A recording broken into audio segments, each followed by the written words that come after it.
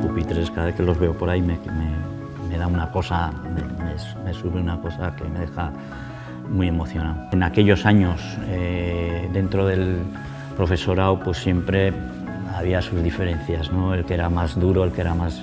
Y este era una persona muy blanda, muy simpático. Vicente siempre venía y te explicaba y te decía, no sé, te asesoraba, ¿no?